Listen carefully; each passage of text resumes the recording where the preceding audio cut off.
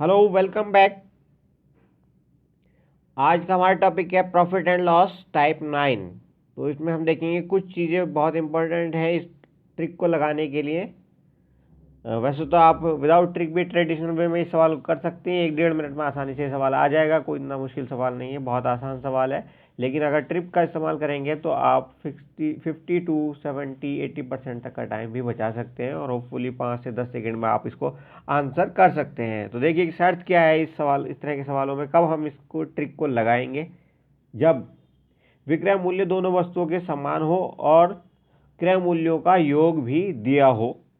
पहली वस्तु को जब बेचते हैं उस पर प्रॉफिट या लॉस दिया हो और साथ ही साथ दूसरी वस्तु के केस में भी प्रॉफिट या लॉस दिया हो। पहली वस्तु को पे होने वाले लाभ को हम पी परसेंट में देखेंगे और दूसरी वस्तु पे होने वाले लाभ को हमने माना है क्यू। तो ये भी आप थोड़ा सा ध्यान रखना। पहली वस्तु का अगर हमें क्रय मूल्य निकालना है या जो भी वस्तु का हमें क्रय मूल्य निकालना है उसको हम मानेंगे एक्स और इस फॉर्मूले से हम उसको करेंगे। यहाँ पे जो y है वो y क्या है, y है हमारा दोनों क्रय मूल्यों का एडिशन। तो ये 4-5 पॉइंट हैं जो आपको ध्यान में रखने होंगे। जो इंग्लिश मीडियम के स्टूडेंट्स हैं वो भी देख लें, मैंने प्योर इंग्लिश में भी इनको लिख दिया है इन चीज़ों को। तो यहाँ पे लिखा है S P is same, selling price same है, सी पी इज़ डिफरेंट, लेकिन सी पी दोनों का डिफरेंट है। और पहली कंडीशन क्या है, प्रॉफिट और loss booked on first article is P. जो पहले आर्टिकल पे हमारा प्रॉफिट या लॉस हो रहा है वो है पी और दूसरे आर्टिकल पे होने वाले प्रॉफिट या लॉस को हमने क्यू माना है। और फॉर्मूला फिर से वही, जो भी हम क्रय मूल्य निकालने जा रहे हैं उसको हमने एक्स मान लिया है, दोनों क्रय मूल्यों का योग जो है उसको हमने वाई माना है और इस ढंग से हम निकाल सकते हैं। ठीक है, यहाँ पर अगर हम एक्स मानेंगे इसको तो एक्स के साथ हम क्यू रखेंगे, ये ध्यान रखना आप। अगर यहाँ एक्स पहले वस्तु का क्रय मूल्य निकालने जा रहे हैं, मान रहे हैं, तो उसके लिए हम क्यू जो था वो दूसरी वस्तु पे होने वाला प्रॉफिट या लॉस था। तो हम क्यू को एक्स के लिए तब रखेंगे जब एक्स की वैल्यू हम पहले वस्तु का क्रय मूल्य मान रहे हैं। चलिए कुछ एग्जांपल्स देखते हैं।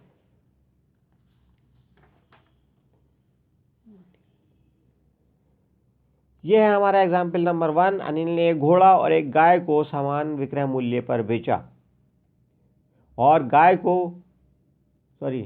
घोड़े को उसने 25% लाभ पर बेचा, 25% हानि पर बेचा और गाय को 20% लाभ पर बेचा। पहली बार हानि हुई है, दूसरी बार प्रॉफिट हुआ है, यानी कि पी जो है वो लॉस में जाएगा, माइनस में जाएगा और क्यू जो है वो प्लस में रखा जाएगा। तो हमें यहाँ पे 2600 भी दिया है जो कि क्रय मूल्यों का एडिशन है। दोनों घोड़े और गाय के क्रय मूल्यों का एडिशन है, सीपी का एडिशन हमें दिया गया है। तो हम इन वैल्यूज़ को इस फॉर्मूले में सीधे पुट कर देंगे और देखिए अब क्या आता है। एक्स की जगह हम क्या रखेंगे, एक्स ही रहने देंगे क्योंकि हमें निकालना है घोड़े का क्रय मूल्य। ठीक है, उसके बाद y माइनस एक्स, वाई दिया है हमें, y दिया है 2600, माइनस एक्स कर देंगे इसमें से, इज इक्वल टू 100 प्लस या माइनस क्यू।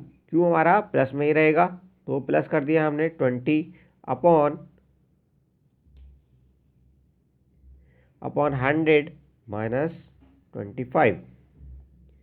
थोड़ा आगे चल के सिंप्लीफाई कर लीजिए इसको, तो ये आ गया 100 upon 2600 minus x is equal to 120। यहाँ से इन दोनों को मिला के 120 बना और नीचे बना 75 क्योंकि ये 100 था।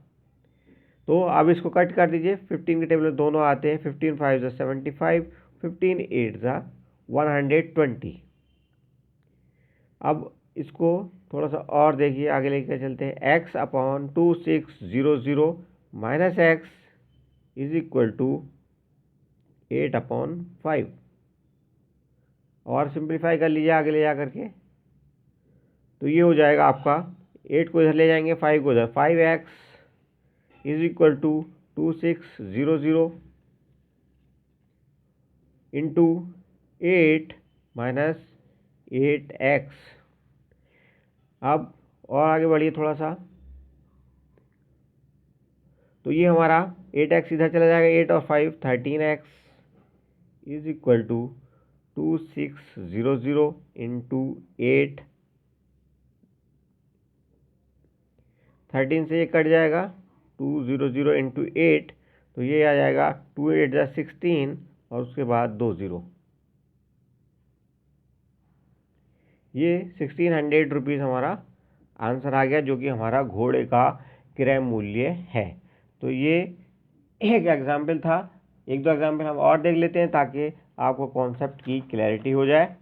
तो चलिए दूसरा एग्जाम्पल देख लेते हैं। दूसरे एग्जाम्पल में हमें क्या हुआ है, इसने दिया है एक दुकानदार ने जीव विज्ञान की पुस्तक को 20% लाभ पर बेचा, पी आ गया हमारे पास, और गणित की पुस्तक को 25% लाभ पर बेचा, तो ये आ गया हमारे पास क्यू। दोनों बार प्रॉफिट हुआ है तो दोनों बार प्लस रखेंगे हम। यदि दोनों पुस्तकों के क्रय मूल्यों का योग 4900 है, 4900 रुपये है, ये भी हमें मिल गया, ये वाई है हमारा, और दोनों पुस्तकों का विक्रय मूल्य समान है, तो जीव विज्ञान की पुस्तक का क्रय मूल्य ज्ञात कीजिए।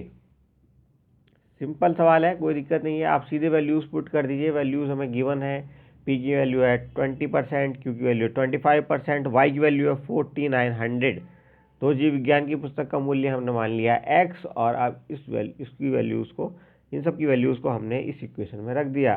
तो एक्स तो हमारा निकालना है हमें, तो एक्स एज इट इज रखेंगे, लेकिन वाई की जगह हमारे लिखना है 4900 minus x is equal to 100, और दूसरा प्रॉफिट जो है हमें वो है 25% का, तो ऊपर रखेंगे ये वाला, और नीचे चला जाएगा 100 + 20। आगे चलिए, तो ये हो जाएगा x upon 4900 minus x is equal to 125 upon 120।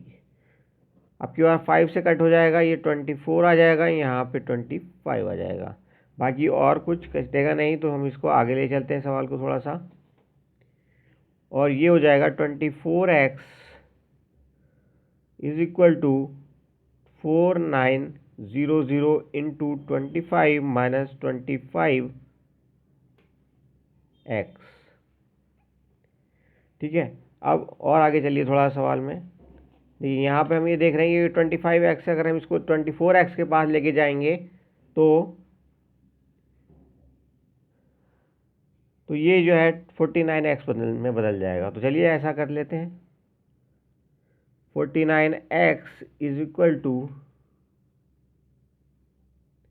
4900 into 25। 49 से यहाँ पे हम कट कर सकते हैं, ये 100 आ जाएगा। अब बचा क्या हमारे पास, x इज इक्वल टू 2500, और यही हमें निकालना था। जो हमारी पहली पुस्तक जीव विज्ञान है उसका ये क्रय मूल्य है, उसका ये सीपी है, और यही हमारा आंसर है। चलिए एक एग्जांपल और देख लेते हैं कम से कम, ताकि आपको और ज़्यादा क्लैरिटी आ जाए किसी भी सवाल पे, मैथमेटिक्स में ख़ास तौर पे। वैसे बाकी सब्जेक्ट में भी ये नियम लागू होता है, आपको 2-3 प्रॉब्लम्स पे अच्छे से मेहनत करनी पड़ेगी, तभी जा कर के कॉन्सेप्ट पूरी तरह से क्लियर होता है कि एक्चुअली हो क्या रहा है वहाँ पे, और फिर आप ऐसी हालत में पहुँच जाते हैं जहाँ आप वर्बली सवाल को कर सकते हैं, और वो आइडियल सिचुएशन होती है जहाँ पे आप मैक्सिमम टाइम बचा सकते हैं। तो ये सारी जो कवायद चल रही है, सारी एक्सरसाइज चल रही है, वो आपका टाइम बचाने के लिए ही चल रही है, ताकि आप एसएससी और बैंकिंग में स्पेशली इन ट्रिक्स का इस्तेमाल करके मैक्सिमम टाइम बचा सकें। चलिए सवाल देखते हैं। अगला तीसरा सवाल है हमारा, हरीश ने एक पुस्तक और एक पेन एक ही विक्रय मूल्य पर बेचे। यदि पेन को 50% लाभ पर और पुस्तक को 25% लाभ पर बेचा गया हो और दोनों के क्रय मूल्य का योग 880 रुपये हो, तो पेन और पुस्तक के अलग अलग क्रय मूल्य ज्ञात कीजिए। देखिए इसने सवाल थोड़ा सा घुमाया है, लेकिन हमें घूमने की ज़रूरत नहीं है, हम सीधे एक्स की वैल्यू निकालेंगे, और वाई में से जैसे ही हम एक्स की वैल्यू माइनस करेंगे हमें फ़ौरन अपना दूसरा आंसर भी मिल जाएगा। तो वो सब कुछ यहीं पे दिया हुआ है, कोई दिक्कत वाली बात नहीं है। यहाँ पे दिया है y is equal to 880, p is equal to 50, q is equal to 25। दोनों बार क्या प्रॉफिट हो रहा है, हाँ दोनों बार प्रॉफिट हो रहा है, दोनों प्लस की वैल्यूज आ जाएंगी, 100 में दोनों वैल्यू प्लस हो जाएंगी। तो ये आगे चल के बदल जाएगा कुछ इस ढंग से, x upon 880 minus x is equal to 125 upon 150। Cut कर दीजिए, 25 6 ज़ा 25 5 ज़ा, तो ये 5/6 में बदल गया। थोड़ा और आगे चलते हैं इस सवाल में, तो x/880 minus x is equal to 5/6। थोड़ा और आगे चलते हैं, x/880 minus x is equal to, sorry चलिए एक बार लिख लेते हैं 5/6, वही स्टेप दोबारा दोहरा दिया हमने।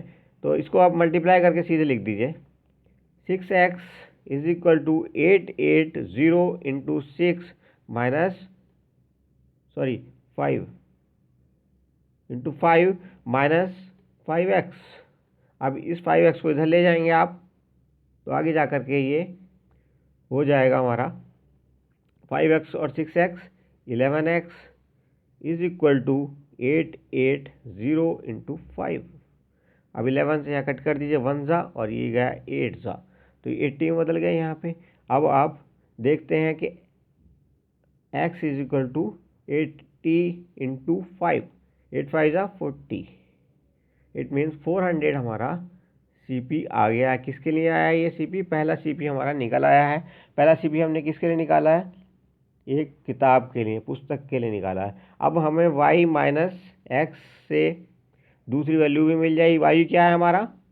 y है हमारा 880, इसमें से हम अगर x घटा दें 400, तो हमारे पास 480 आ जाएगा, और 480 हमारा दूसरा CP होगा, दूसरा क्रय मूल्य होगा जो हमारा पेन का होगा।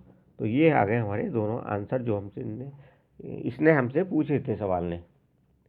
तो इस ढंग से हम बहुत आसानी से कुछ सेकंड्स के अंदर ही, अच्छी आप प्रैक्टिस कर लोगे तो विदाउट पेन आंसर आने लगेंगे, या बहुत कम पेन चला करके, और उस केस में आप 5 से 10 सेकंड के अंदर नॉर्मली सवाल को कर पाएंगे, ऐसी हमें उम्मीद है। तो देखते रहिए हमारा वीडियो, मिलते हैं आपसे नेक्स्ट वीडियो में एक नई ट्रिक के साथ। See you, have a nice day. Thank you very much.